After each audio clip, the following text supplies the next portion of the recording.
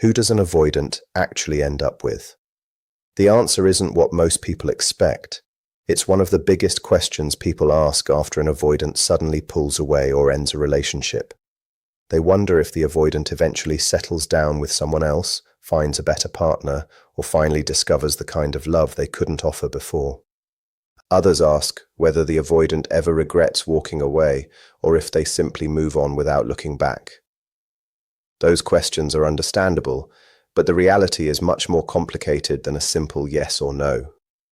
The person an avoidant chooses has far less to do with finding the perfect partner and far more to do with what feels emotionally manageable. Their decisions are often shaped by their unresolved fears, their need for control, and their search for emotional safety. If you truly want to understand who an avoidant ends up with, you first have to understand the emotional patterns driving every relationship they enter.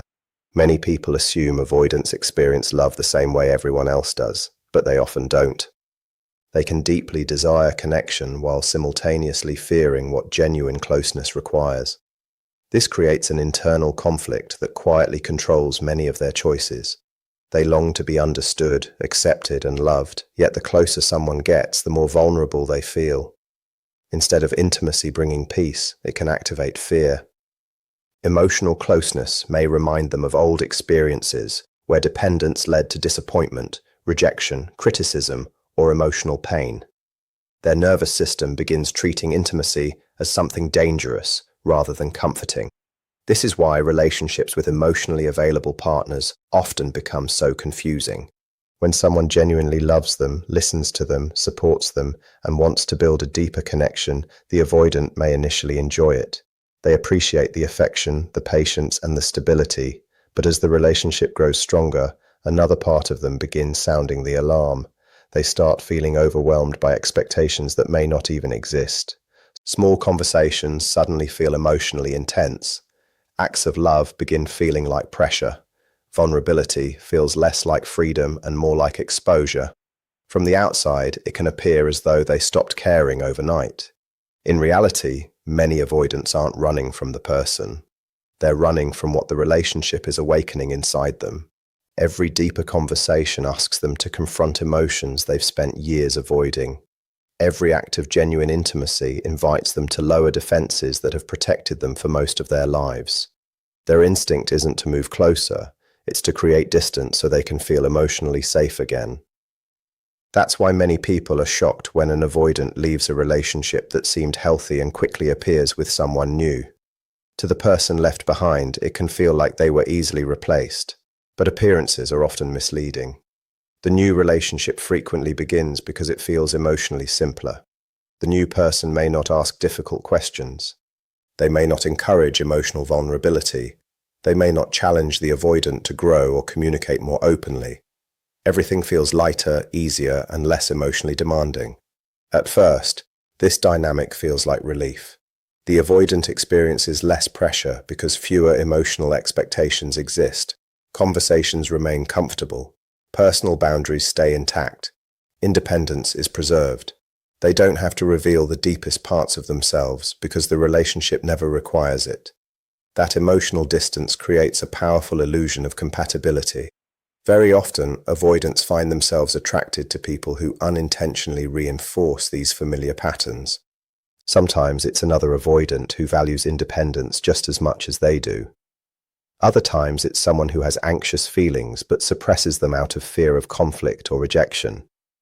In both situations, the relationship avoids emotional intensity. Both people stay inside their comfort zones. There are fewer uncomfortable conversations, fewer vulnerable moments, and fewer situations that challenge old emotional habits. From the outside, these relationships may appear incredibly peaceful. Friends and family may assume everything is working perfectly because there are very few visible arguments or emotional confrontations. But emotional silence should never be confused with emotional intimacy. A relationship can appear calm while quietly lacking the closeness both people secretly desire. This is one of the greatest paradoxes in avoidant relationships. Safety without vulnerability eventually becomes emotional emptiness. While distance protects the avoidant from discomfort, It also prevents them from experiencing the deep connection they genuinely crave beneath all their defenses. Over time, the relationship may become predictable but emotionally flat. Days begin blending together. Conversations remain practical instead of meaningful. Affection exists, but true emotional intimacy never fully develops. At first, this arrangement feels comfortable because it asks very little from either person. The avoidant can continue living without exposing the parts of themselves they've worked so hard to hide. They can function inside the relationship without feeling emotionally overwhelmed. Everything remains controlled, but eventually something begins changing beneath the surface. Human beings are naturally wired for meaningful connection. No matter how independent someone becomes, there usually remains a quiet desire to be fully seen and accepted. That desire doesn't disappear simply because someone has learned to suppress it. It waits patiently beneath years of emotional self-protection. As time passes, the avoidant may begin feeling an unexplained sense of restlessness. Nothing is technically wrong. There are no major conflicts. Their partner hasn't done anything harmful, yet something feels missing. The relationship provides stability but not fulfillment. It offers predictability but not emotional depth. Slowly, they begin recognizing that safety alone cannot satisfy the deeper emotional needs they've spent years denying. This is often the stage where old memories begin returning. Without warning, they remember conversations that once challenged them emotionally. They think about someone who truly understood them. They recall moments when another person invited them to be vulnerable instead of simply comfortable. Those memories often involve someone they previously pushed away because the emotional intensity felt overwhelming at the time. Here's the irony that surprises so many people. The very emotional depth they once viewed as threatening gradually becomes the thing they miss most. The conversations they escaped become the conversations they now wish they had stayed for. The emotional honesty that once triggered anxiety begins looking like something incredibly valuable. Distance gave them temporary relief, but it also removed the possibility of experiencing the closeness they secretly longed for. That doesn't automatically mean every avoidant returns to a former partner. Many don't. Some remain inside emotionally distant relationships for years because familiarity feels safer than change.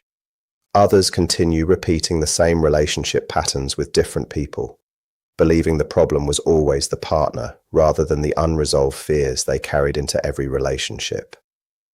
Until those deeper wounds are acknowledged and healed, changing partners rarely changes the outcome. This is why the question, "Who does the avoidant end up with?" often misses the more important truth. The real question isn't who they choose. It's which version of themselves is making the choice. If fear is leading, they'll usually choose relationships that protect them from vulnerability, even if those relationships never become deeply fulfilling. They'll mistake emotional distance for compatibility because distance feels familiar. But if healing begins, if they slowly learn that intimacy doesn't automatically lead to pain, their choices start changing too. They become less interested in relationships built on emotional avoidance and more willing to pursue relationships built on honesty, communication, trust, and mutual growth. Instead of choosing whoever feels safest, they begin choosing the person with whom they can safely become their authentic self. That's the paradox very few people recognize. Avoidants don't necessarily end up with someone better. They usually end up with someone whose emotional style matches the version of themselves they're living from at that moment. If they're still ruled by fear, they'll likely choose emotional comfort over emotional depth. If they're committed to healing, they'll gradually become capable of choosing genuine intimacy instead of simply avoiding discomfort. In the end, the person an avoidant stays with reveals less about who was good enough for them and far more about how much inner work they've done. Their lasting relationship is rarely determined by finding the perfect partner. It's determined by whether they've become emotionally available enough to receive the love they once spent their life running from. One of the greatest struggles an avoidant carries is their need to control what feels emotionally unpredictable.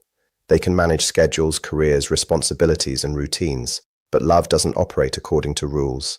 Love asks people to surrender certainty, and that is exactly what makes it so frightening for someone with avoidant patterns.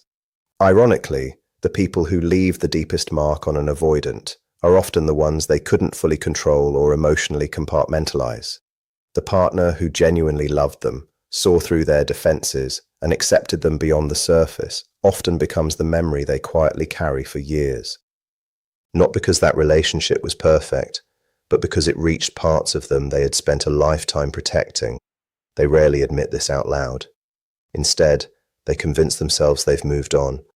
They throw themselves into work, pursue new hobbies, stay constantly busy, travel, date someone new, or distract themselves with anything that keeps difficult emotions from rising to the surface. From the outside, it appears as though they've completely closed that chapter of their life. Friends may assume they've recovered quickly. Their social media may suggest everything is going well. But appearances rarely reveal what's happening beneath the surface. Inside, many avoidants continue wrestling with the same emotional conflict they've carried for years. One part of them longs for genuine closeness, while another part immediately fears everything that closeness requires. They miss connection, yet instinctively create distance whenever it becomes available. They crave intimacy, but become overwhelmed once intimacy begins asking them to be emotionally exposed. That constant push and pull can become exhausting. It's like standing at the edge of the ocean, wanting to swim, yet stepping backward every time the waves reach your feet. Because those conflicting desires remain unresolved, many avoidants find themselves repeating the same emotional patterns in different relationships. The faces change, but the underlying dynamic often stays remarkably similar. They continue searching for connection, while unconsciously choosing circumstances that protect them from experiencing it completely. In some cases, they find themselves entering relationships with highly anxious partners. At first glance, these relationships often feel incredibly passionate. The chemistry can be intense because both people activate each other's deepest attachment wounds. The anxious partner desperately seeks reassurance, emotional closeness, and consistency. The avoidant seeks independence, personal space, and emotional distance. Instead of balancing each other, they unintentionally reinforce one another's insecurities. The anxious partner often believes that loving harder will eventually convince the avoidant to lower their walls.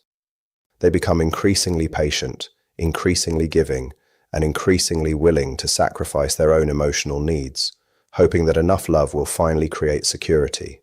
Meanwhile, the avoidant often feels comforted by always knowing someone is pursuing them. As long as the other person continues chasing, they rarely have to confront the deeper fears that intimacy awakens inside them. The pursuit itself becomes the focus rather than the emotional connection. Without realizing it, both people become trapped in an unhealthy emotional cycle. The anxious partner mistakes longing for love. The avoidant mistakes distance for independence. The relationship survives because each person's attachment pattern continually activates the other, creating powerful emotional highs followed by equally painful lows. They receive just enough emotional reward to keep hoping things will improve, yet rarely experience the lasting security both of them truly desire. Over time, that emotional dance becomes draining. The anxious partner grows increasingly exhausted from carrying the emotional weight of the relationship, while the avoidant feels increasingly pressured by expectations they never learned how to meet. Neither person feels completely understood. Neither person feels completely safe. What they often interpret as extraordinary chemistry is frequently unresolved attachment operating beneath the surface. Not every avoidant chooses anxious partners, however. Many eventually move toward relationships that feel much quieter. They may choose someone calm, practical, emotionally reserved, or highly independent. These relationships appear remarkably stable because conflict remains minimal and emotional expectations stay relatively low. Neither person pushes too deeply into vulnerable territory. Both respect personal space. Life feels predictable and manageable. From the outside, these relationships can look ideal. There are few dramatic arguments. Daily life runs smoothly. Friends may describe them as peaceful or mature. Yet beneath that calm exterior, something essential is sometimes missing. The relationship provides comfort, but not emotional expansion. It offers security, but not the profound feeling of being completely known. The avoidant often mistakes this emotional stillness for lasting compatibility because it doesn't activate their fears. They aren't asked difficult questions. They aren't expected to expose old wounds. They aren't challenged to communicate emotions they've spent years suppressing. Everything feels safe, precisely because so little emotional risk exists. But safety without genuine vulnerability eventually carries its own price. As the years pass, the silence that once felt comforting can slowly begin feeling lonely. Predictability becomes routine. Emotional distance begins resembling isolation. There may be respect between two people, companionship, shared responsibilities, and mutual appreciation, yet a quiet awareness starts growing that something deeper never fully developed. The relationship functions, but it doesn't always nourish the heart. This realization often arrives gradually rather than dramatically. It may happen during quiet evenings, significant life transitions, or moments of unexpected reflection. The avoidant begins wondering what life might have looked like had they chosen emotional courage instead of emotional certainty. They think about conversations they avoided, opportunities for intimacy they rejected, and people who once invited them into a deeper kind of love they weren't prepared to receive. For some, those thoughts remain private and unresolved. For others, they become the beginning of genuine transformation. Although people often believe avoidants never change, that simply isn't true. Healing is absolutely possible, but it usually requires experiences significant enough to challenge long-standing patterns. Sometimes it takes several relationships ending in similar ways before they recognize the common denominator. Sometimes prolonged loneliness forces them to acknowledge that emotional distance has protected them from pain, while simultaneously protecting them from love. Sometimes therapy, self-reflection, personal loss, or simply emotional maturity creates enough awareness for lasting change to begin. Whatever the catalyst, one realization often becomes impossible to ignore. They begin understanding that emotional distance was never true strength. It was protection. The walls they built weren't signs of independence. They were survival strategies created by earlier experiences.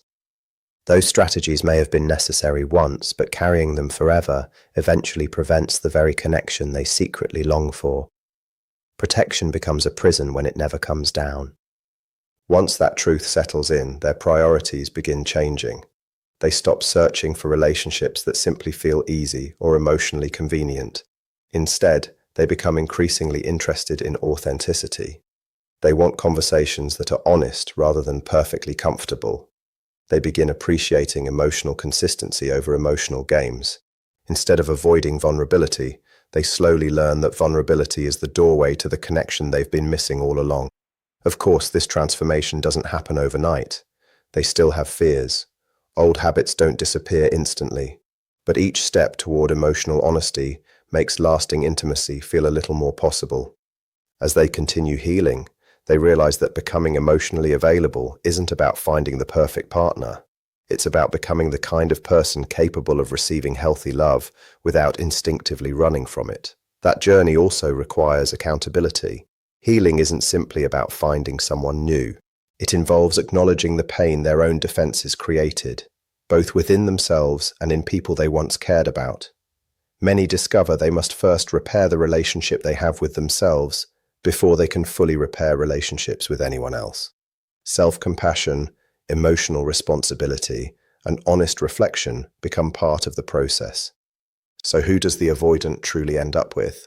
The answer isn't necessarily the loudest lover, the most attractive partner, or the person who fought the hardest to keep them. More often, the relationship that finally lasts is built with someone who refuses to participate in unhealthy emotional games. Someone who doesn't chase, beg, manipulate, or sacrifice their own well-being for the relationship. Not because they care less, but because they understand that genuine love cannot grow where fear constantly controls the dynamic. That kind of emotionally mature person creates something the avoidant has rarely experienced before. They offer consistency without pressure, patience without enabling unhealthy behavior, compassion without abandoning their own boundaries. They remain emotionally available while also respecting themselves. Their calmness doesn't come from emotional distance. It comes from emotional security.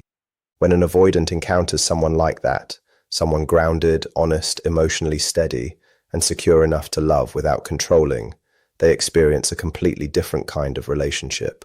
For perhaps the first time, closeness no longer feels like losing themselves. They discover that intimacy doesn't require surrendering independence. They learn that healthy love isn't about being trapped or controlled. It's about feeling accepted while remaining fully authentic. That is the relationship many avoidants spend years unknowingly searching for, not one built on emotional chasing, fear, or uncertainty, but one built on mutual trust, emotional safety, and two people who are willing to grow instead of hide. In the end, the avoidant doesn't truly end up with the person who pursued them the hardest. They end up with the person who inspires them to stop running from themselves, because only then can they finally stop running from love. That kind of transformation doesn't happen often, but when it does, it changes everything. You begin to witness someone who once viewed closeness as a threat, gradually learning that love doesn't always require escape. Instead of instinctively creating distance every time emotions become intense, they begin staying present. They listen a little longer. They communicate instead of shutting down. They tolerate discomfort instead of running from it. Those changes may appear small on the surface, but inside they're monumental. Every moment they choose connection over avoidance is another step toward becoming the person they were always capable of being. Unfortunately, not every avoidant reaches that point.